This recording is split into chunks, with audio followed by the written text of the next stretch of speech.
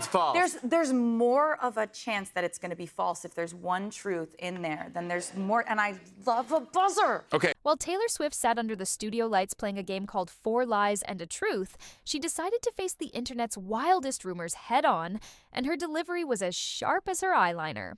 The host read the first claim, that Ed Sheeran found out about her engagement through Instagram, and Taylor immediately laughed before admitting that was the one truth in the pile. I think it'd be funny if Ed Sheeran learned about your engagement on Instagram. That's so true.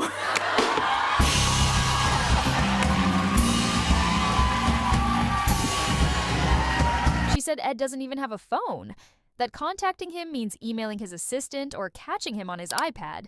So yes, he scrolled through social media and learned the news like everyone else. She shrugged, calling it "So Ed," and joked that they really should have called him first. The crowd roared, and she smirked like someone who knows she just confirmed a rumor that's been floating for months. Oh no! I have a perfect explanation. Oh no! He doesn't have a phone. He doesn't have a phone. Didn't he write a whole album about an old phone that he had or something? But he doesn't have one that works. Yeah, it's true. Then came the one about Selena Gomez's wedding, that Taylor supposedly made a toast saying, "You beat me to the altar." She rolled her eyes and shot that one down instantly, saying she would never turn her friend's wedding into her own headline. According to her, her speech was entirely about Selena, their years of friendship, and nothing to do with engagements or It's false. What is the rules? Wait, what are the rules of the game? The game is not, it's false.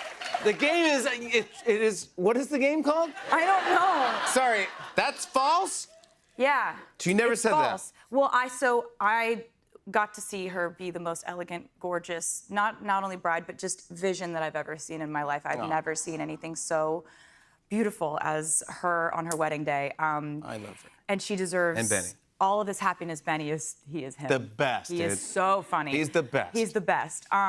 So I did make a speech, but I actually made a point not to mention anything about my engagement. No.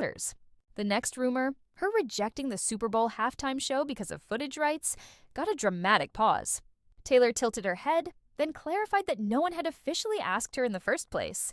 She said there were talks, assumptions, and whispers, but nothing formal, and even if there had been, she was too emotionally locked in with Travis's football season to plan a show that big. She said it lightly, but you could feel the honesty behind it, like someone who's learned to balance love and work without apology. I am in love with a guy who does that sport on that actual field. Like, that is violent chess. That is gladiators without swords. That is dangerous. Wow. I am, the whole season, I am locked in. Before the audience could catch their breath, the host threw in another rumor, one that said Travis Kelce secretly harmonized on her song Opalite. Taylor let out that signature laugh, the kind that says she's both amused and slightly horrified. She said, "No, no, no. That's all me," waving her hands as if to erase the idea from the air. She added that Travis supports her music, but never steps into her studio mic space. Oh my gosh, honey, let me have one thing.